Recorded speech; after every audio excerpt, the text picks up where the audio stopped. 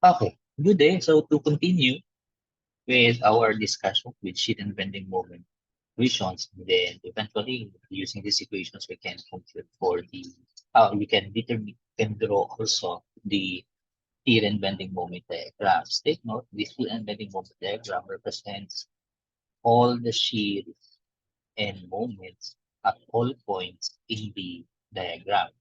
But basically, we use these diagrams to identify the maximum shear, the maximum moment, the location of the maximum shear, and even the location of the maximum moment. Because these data are very important when we design our structure. Kasi tingnan natin, kinahanglan natin na i-ensure na dapat makarga sa kaya i-resist sa aton nga structure yung tanan ng mga stresses nga hatag naman or gina-inflict sa mga external loads. Okay? That's why we try to characterize everything into detail din. Okay, para makita natin kay good line na. Okay? Okay, kung base sumala kita dira, base mo pa ni patungganan kung ano ba yung structure natin. Okay? Sige. The previous example na ginhatag ko sa inyo is this one. The rest of the examples, i-kuhan ko na sa inyo, i-bilin ko na sa inyo for you to study ini, tag, ini. Okay? Ma-proceed kita sa akon. Ano may mga hawid, makamuda sa akon yung mga solutions. You can study that one. Sulit-sulit naman lang na. Wala ka mo sa shear equation sa kayong equation. Okay? No, aside from this problems, you may also consider doing some sining exercise on your own. You may do some other problems as well. Okay? And other loading types. Now, we will proceed with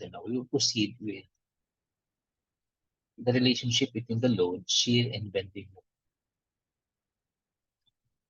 Now, kung ma-notice nyo to last time, sa mga previous na itong example, mag-emphasize ko.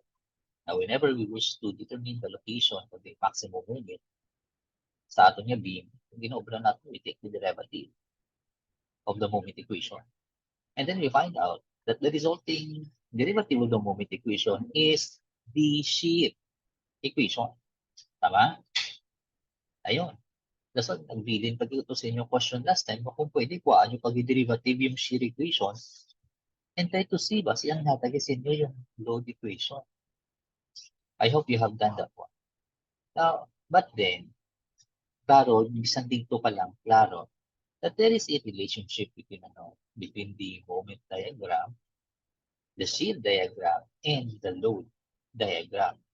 Now, as to how related are they to each other, then we will try to have it here. Okay? Ayan. Pero tandaan ko lang, permihan, i-reiterate ko lang.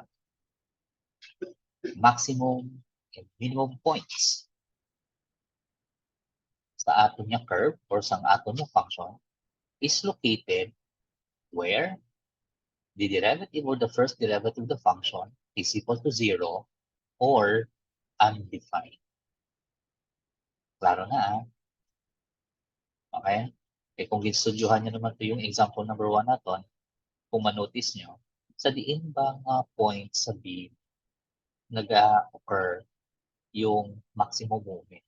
And you will find out dito to sa may point sa shear diagram, kung sa diin, mathematically, yung shear natin is undefined. Kung sa diin may mga concentrated loads.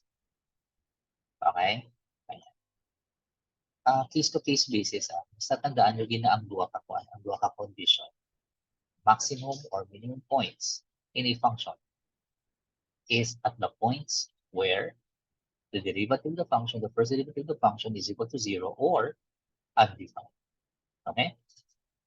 So let's try to apply that concept. Sadiri, for us to establish the relationship between the load, the shear, and the bending moment. Okay? So when a beam carries more than one or more than two or three concentrated loads, or when it carries distributed loads, the method of plotting as previously done can prove quite cumbersome. Sakto manggid. Sado katrabahuso. Okay? Bisan tumugan iguro eh. And i-try nito bala kay pauti-uti, matakan mo dason sulit-sulit pa. Okay? So deconstruction of the shear diagram and especially of the bending moment diagram will be greatly facilitated if certain relations existing between, if there are certain relations exist between the load, the shear, and the bending moment. Okay? Now we will use those relationships for us to draw the shear and bending moment diagram more fast. Okay? So now let's try to consider a beam with a figure that is subjected to a distributed load with W na intensity per unit length. Ayan. Medyo yung shape natin is arbitrary. So pag amuni class, kinahanglan taning isang equation ng curve, then for us to draw effectively the shear and bending diagram sa ato nga beam. Okay? Pero masanin ko sa inyo nagdigan. Normally when we design, yung load natong dira, it's either uniformly distributed load, rectangular load, pwede sa triangular load, pwede man trapezoidal load. That's the most common loads na ginabutang natin sa atin. Na gina-impose natin sa ating beam. Okay? Pero kung gusto nyo detalyado kayo, at kamo nyo tagain nyo lang wala equation kay kayang-kaya. Okay? Pero sige lang. Consider the beam in the figure that is subjected to a distributed line load per unit length. So the free body diagram of a small element, okay, here you have B, C, D, B. Then we have the free body diagram of a very, very small portion of the beam. That is C prime. Yung iya plus na, ang iya nga length is delta X lang. Okay? Delta X lang. So the free body diagram of the small element CC prime of the beam at a distance X from the free left end. That's why gina-emphasize ko gini-pyramid. Kung pwede dito to pero ma-start sa left para hindi na kita mag-up. Okay? From the left end. Now, points C and C prime are delta X distance from each other. Now, the shear and the bending moment at C, ayan, gimbamutang natin sila on the positive side, on the positive sign. Eh kung pag nag-cut kita rin sa kay CC prime, taking yung left section, yung downward na shear is positive. Tapos pag nag-take naman kita diri ho, tapos dito naman kita nagkuha sa right side, yung upward naman na shear is positive. Now, same is true with the bending moment. Pag diri ka mo sa sininga side, yung bending moment natin yung counterclockwise is positive sign, and then yung clockwise natin yung moment is positive sign sa diri naman niya side. Okay?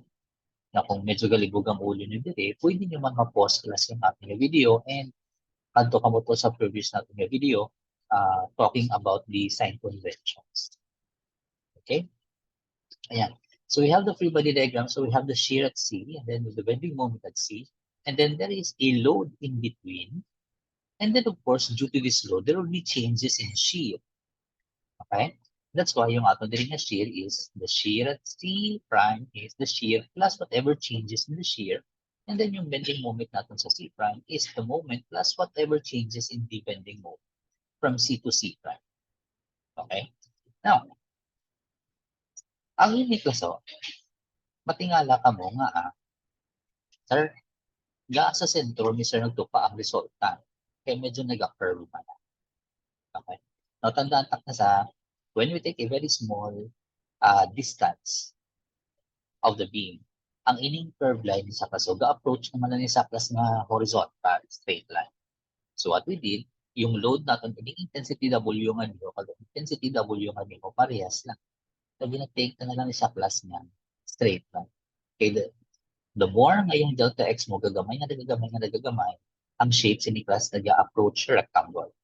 So, paano ba class pa yung resultant niya? Simple lang. Area lang sa rectangle. You have the load intensity times yung delta X. So, you have the resultant, W times delta X, and then it is placed half of delta X para sa class. 1/2 of delta X. Okay? Ayan. I hope na pa lang. Now, the relationship between the load and then the shear. Now, the sum of the vertical components sa direklasyoan. The sum of the vertical components of the forces acting on the FBD of CC prime is 0. So the sum of the forces in the vertical direction is equal to 0, taking upward forces positive. So start with shear V. Ayan, yung shear. Minus yung downward na shear plus delta V. Minus V plus delta V. Of course, minus yung load natin plus. Minus W times delta X equals 0.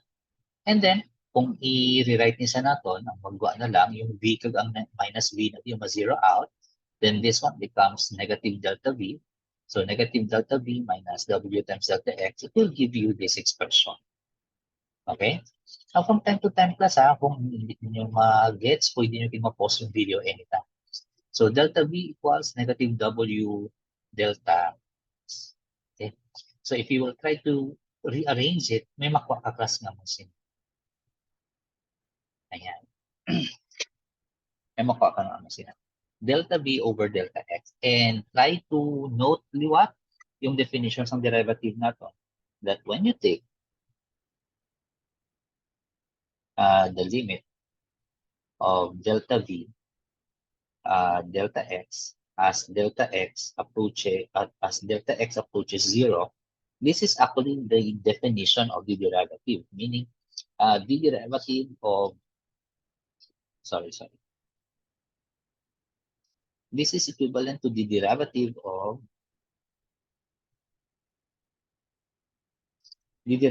of V with respect to X. At kung ginsiling ko sa inyo sa previous na videos, try nyo pala kuha i-derivative yung shear. And let's see what will happen. Okay? Now, you take the limits both sides as delta X approaches 0. Then this one, paano sa limits as delta X approaches 0, it's still negative W. So, sige. Ayan. So, letting delta X approach to 0, that gives us this definition. But the derivative of the shear equation, the derivative of the shear over dx is equal to negative W. Or, there is an interpretation pagid sini. Ano ba yung interpretations ng derivative? Ang isa nga akas ka interpretation is the slope of the tangent line. Okay? So, meaning kung may ara ka shear curve, may shear curve ka class, diba? Let's say, may ara ka shear diagram. Yung itsura, mukha mo niyo. O na, pinalagpat. Yulo kayo. Sobra naman. O let's say, may ara ka class shear diagram na gamon niyo. Na, both silingon, at distance x, so may load ka na plus. So, yan, may load ka na. May W ka dito. Now, at this point in the shear diagram, the slope of the tangent line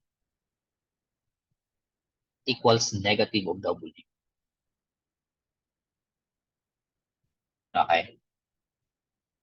Negative of W ay sa pagkitila na wala pa na medyo na-emphasize. Yung downward plus na load is taken as positive sign. So, base mo lang masin ito. Negative of W is a downward force. That's why pag labot mo dito, negative ang imong slope.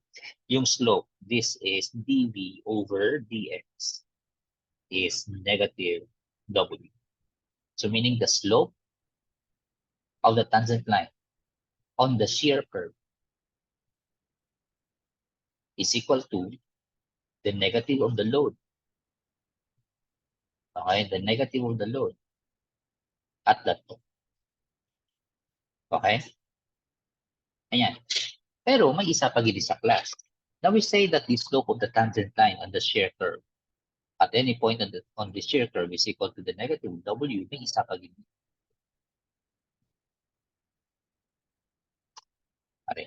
Ari gali yung interpretation. Okay?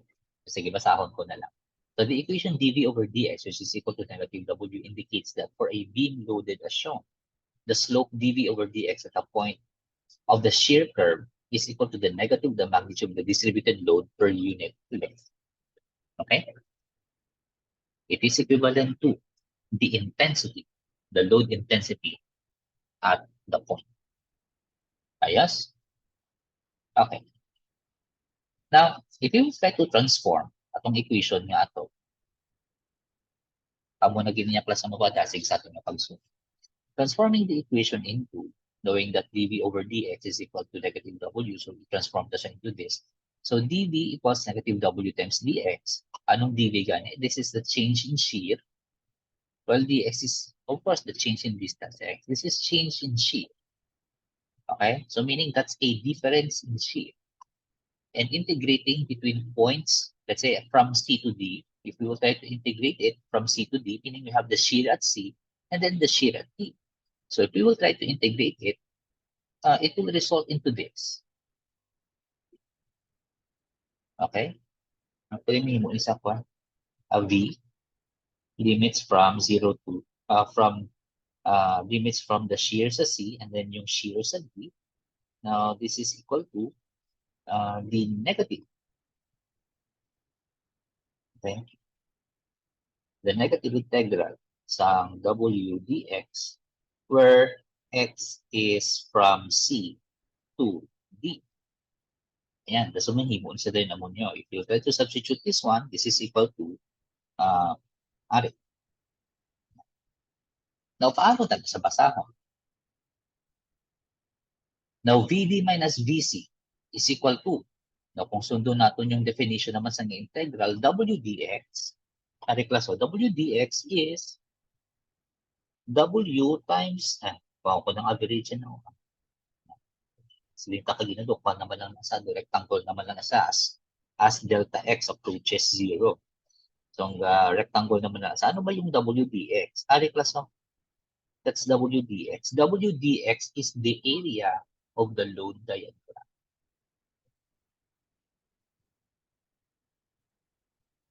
Okay?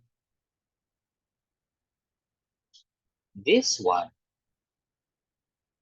ari, this one represents the area of the load diagram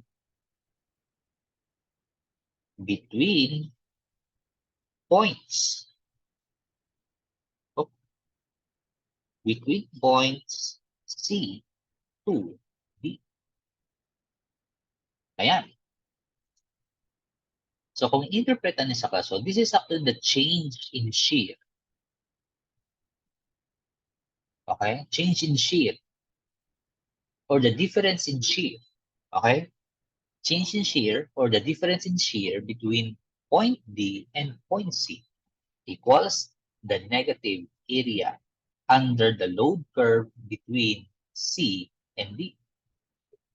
Pero normally, yung ginuubra natin is, once we have the value of the shear at C, we can compute for the shear at D by having this formula. All you have to do is I have the shear at C as a starting point. I have the shear at C, then minusan ko lang sa plus ang area under the load curve between C and D. And take note, downward forces is given a positive sign. Okay? So, para ma-compute ko class yung shear sa D, I need to have an initial shear, let's say point C. Then, para mapako yung shear sa D, minusan ko lang sa class ang area sa load curve or load diagram between C and D. Then I can have the shear at D. Okay? Now, we will try to check this later sa atong part. We will try to check this later sa atong sample part. Okay? So muna, I don't need the equation anymore. Okay? I don't need the equation anymore. All I have to do is just to compute for the area of the load diagram. Then if I wish to compute for the shear at D, then I have an initial point, a previous point, like the shear sa C. Then para makakalkas yung shear sa D, all I have to do is to have the shear sa C, minusan ko lang sa class ang area sa load diagram. Mas dasig, tama? Mas dasig ni sa class kumpara sa mag-equation kita. Okay? Ayan. Pagtandaan naman class that the slope of the tangent line on the shear curve at a specific point on the beam is equal to the load intensity at that point, the negative of the load intensity at that point. Now, this will, ang atuklas yung paano, yung previous, yung slopes ng tangent line, that will give us the idea kung ano ang shape ng shear curve. Okay? Ang ini naman class will give us kung ano yung height or kung pila yung shear natin from point to point. Para makuha natin yung points ng shear point to point, are. Then para makuha natin yung shape ng curve between C and D, tandaan tatuklas atong definition ng derivative. That the slope of the tangent line on any point sa shear curve is equal to the load at that point. Negative load at that point. Okay? So that's the relationship between the load and then the shear, and the load and the shear. Okay? Now, kung medyo mabulubulay pa, i-absorb, you can pause this video. Okay? Then let's proceed with the relationship between the shear and then the bending moment diagram, or the bending moment. Now, with reference to the previous free body diagram, ari lang sa gyapon. Ikagina, kung para sa shear, di nag-take it as summation of forces. Now, this time, we'll be taking moment naman. So, with reference to the FBD, ining FBD gyapon. So, the sum of the moments about C prime, diri kita take moment. Okay, so yung may moment mo lang dira is, take in counterclockwise direction positive. So, ining moment ninyo, that is the M plus delta M, minus M, then minus pag iniklas, okay, may moment, pag ini CV, yung iya nga distance is delta X. So, you have V times delta X, and then, we have this one, yung WX times 1/2 of delta X. Then, equate it to 0. And then, try to simplify. Ang magwa naman isa. Ayan. So, again, you can pause this video to check. Okay? Ayan. And then, if you take the limits both sides, as delta X approaches 0, ang gwa class maamo na lang isa. Sign nyo. Para di kung kuhaan ko ni sa limit, so ma-0 ni. So, ma-0 siya. As delta X approaches 0, at yung mabili na lang V. So, sulat ko na lang, the limit, as delta X approaches 0, of delta M over delta X is equal to V. Okay? That's equal to V. Kaya ma-0 man pagkuhaan mo siya limits. And then, again, this is the definition of the derivative. So, sa liwat, ari na naman, nagwa na naman sa which is sakto gid man. Dito sa previous na example, di ba, nagwa. Nga gipaan ta derivative yung moment equation naton, then it results to the shear equation. Okay? And then, again, i-interpret natin ano bang meaning ng dm over dx. So, again, dm over dx, which is equal to v, indicates that for a beam loaded as shown, ayan, the slope dm over dx at a point of the bending moment curve is equal to the value of the shear force at that point. So, meaning the slope of the tangent line at a point on the bending moment diagram equals the shear at that point. I hope it's clear. Okay? Yeah. So again, just like sa ginubra naton, let's transform it into this relationship. So transforming the equation into dm equals v dx and integrating between points, say C to D na naman liwat from point C to D. So integrate lang class yung dm naton, it's the moment at C and up to the moment at D. Now this is equal to v dx, xc to xd. So again, may magwa naman sa ini, may expression. So ano bang buti na naman ni silikon? Meaning the difference in moment at points D and C, yung difference in moment between the two, the difference in moment between the two is equal to, ari na naman, ano yung VDX? Area of the shear curve between C and D. ang area-area na lang nagali sir, oo.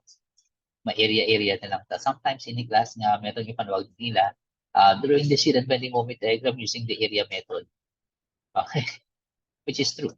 So the change class or the difference in moment between points D and C is just equal to the area between the area of the shear curve between C and D. Karasan. So if you wish to compute for the magnitude of the moment at point D, need mo class yung moment at point C, i-value sa previous mga point, then add ka lang class ang area under the shear curve between C and D, then you can compute for MD. And then, may anak ka class, may MC ka, may value ka sang MC, may value ka sang MD. Yung next na lang is how to, ano ang itsura sang curve between C and D. Ang makabulig sin sa aton class is atong definition. Tandaan ka that the slope of the tangent line on the moment curve is equal to the shear at that point. Okay? So there you go. That's the relationship between That's the relationship between the load, the shear, and the bending moment diagram. That's why pag nag-drawing kita sa Niklas ng aton ng diagram, we really start with the load, then we draw the shear based sa load, and then we draw the moment based naman sa shear. Okay?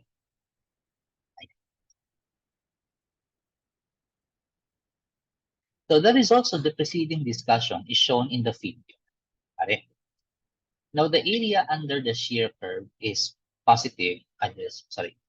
Note that the area under the shear curve is positive and negative where the shear is negative. Buti naman silingon natin, the area under the shear curve, alit ka sa nga yung shear curve, yung positive, positive yung negative, negative.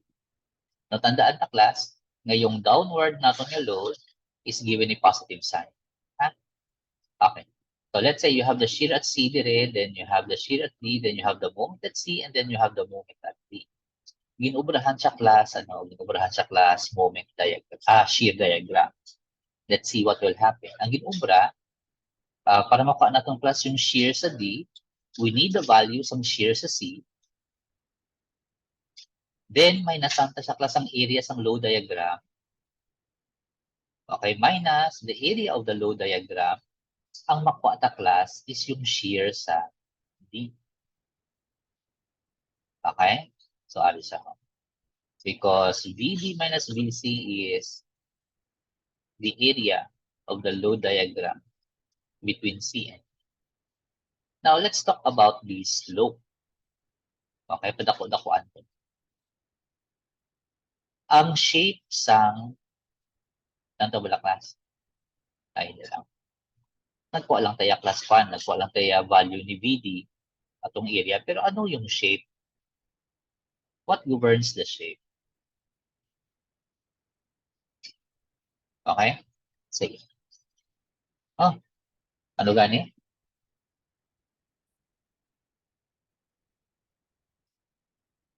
Yung slope. Ruler.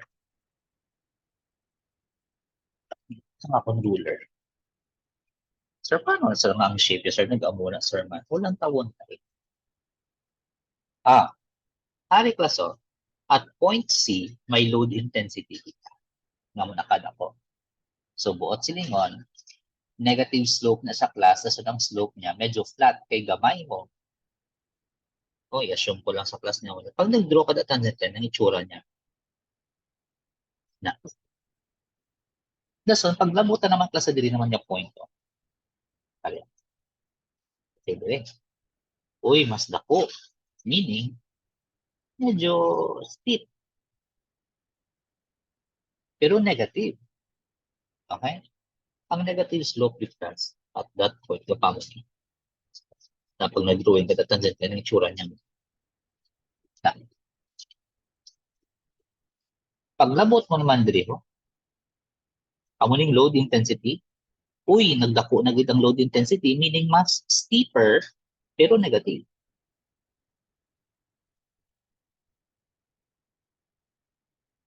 Ayan.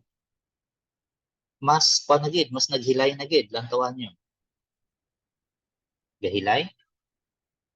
gahilay. O, sige. And then, proceed naman natin. O, may-ari diri ka sa daw maximum. O, daw maximum. O, maximum yun man. Pero anyway, mas dako yung load intensity, mas steep yung slope ng tangent line on the shear curve, galing negative Japon. So, mas nagilay sa negative.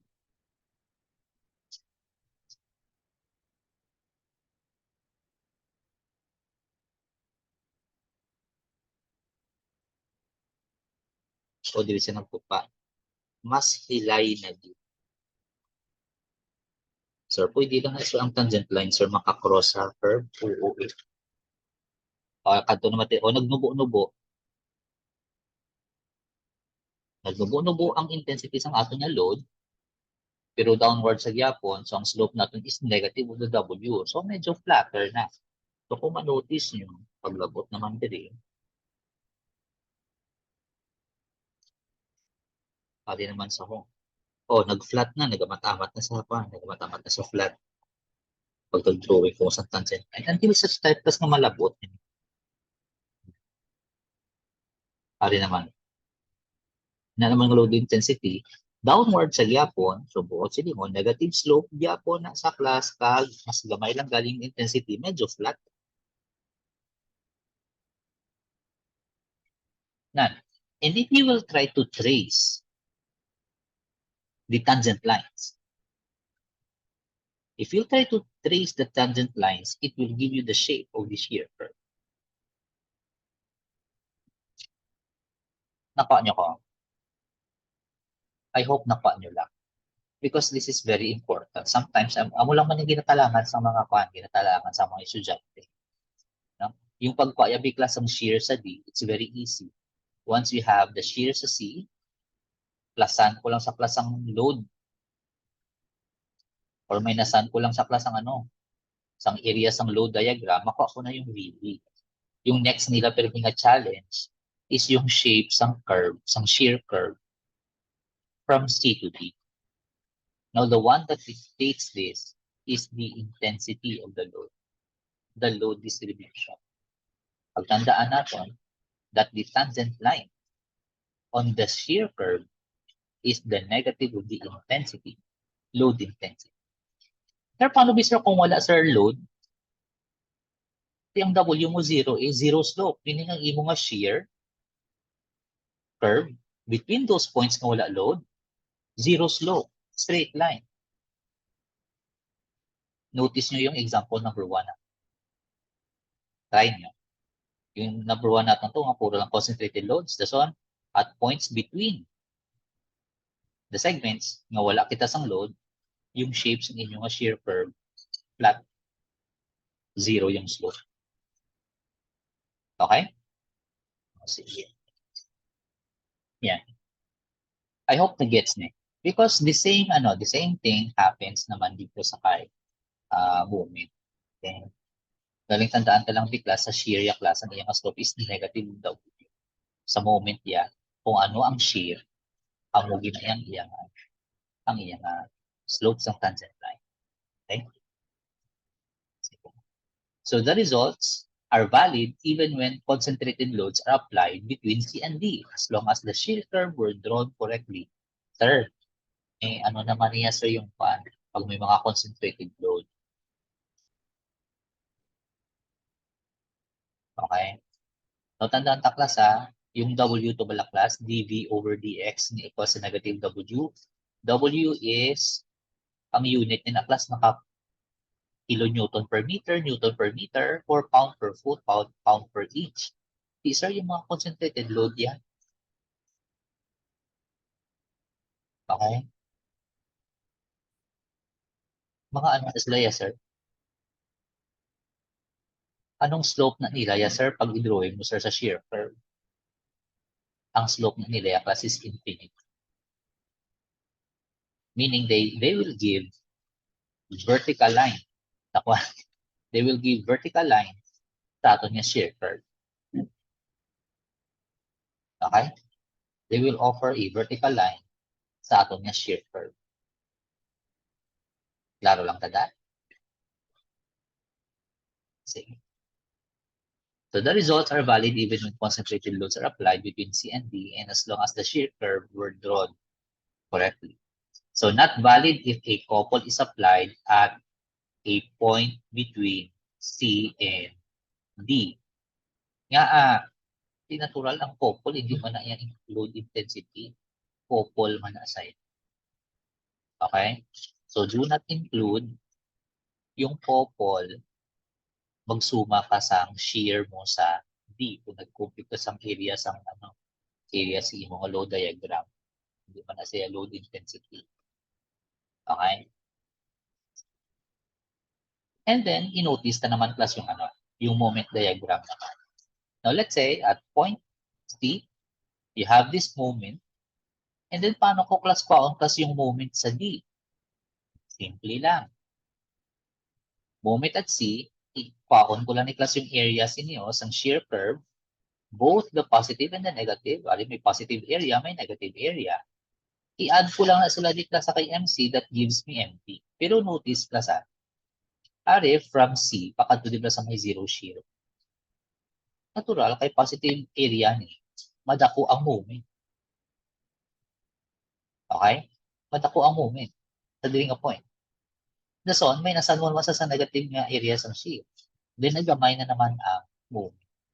That's why, pag inquaan mo ni siya class buo, ang yata ginisi mo yung class, amo niya class nga point from MC to MD.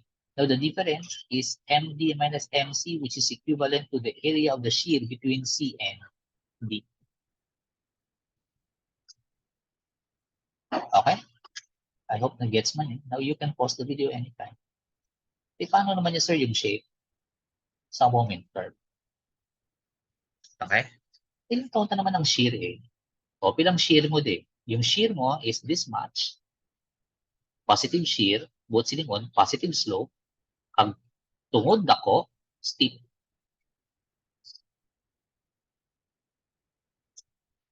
Pula-huli naman sa balas.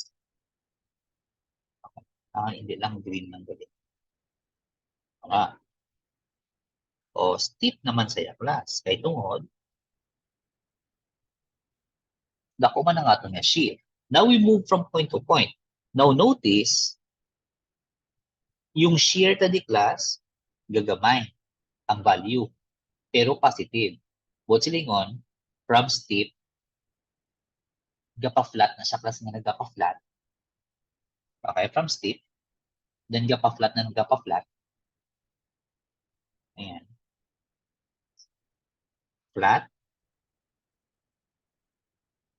Nason, sige.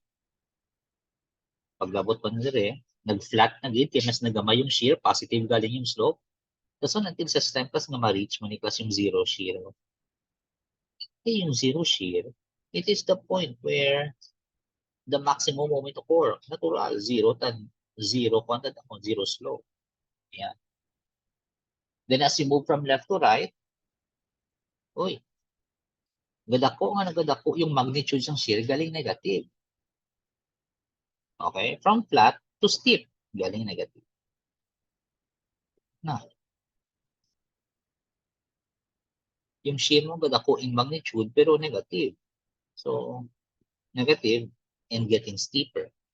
And if you will try to trace your tangent lines, it will give you the shape of your moment curve between points B and C. Okay? I hope nakuha lang natin. So sa liwat, yung relationship natin is that if you wish to compute for the shear at D, all you have to do, kuha ka lang class ng shear sa C, then minusan mo lang sa class ng areas ng load diagram. Okay? Or pwede mo natin masiling that the difference in shear between points D and point C is equal to the negative of the area of the load diagram. Then the difference in moment between points D and point C is equal to the area of the shear curve. Okay? Yeah, the area of the shear curve between points D and point C. Now, to give us an idea on how to draw the curve between point C and point D, if shear ang inistoryahan natin, tandaan natin that the slope of the tangent line at any points on the shear curve is equal to the negative of the load intensity at that point. Okay? And then, paano naman kita mag-drawing naman sa shear curve? Tandaan naman natin that the slope of the tangent line on the moment curve, okay, is equal to the shear at that point. Kung positive ang shear, positive din ang slope. Kung negative ang shear, negative din ang slope. Okay? Ano pa ba? Naari naman sa gali. Na-explain ko na the same. Alright. Now, please watch out for the next video para sa aton nga first nga sample problem.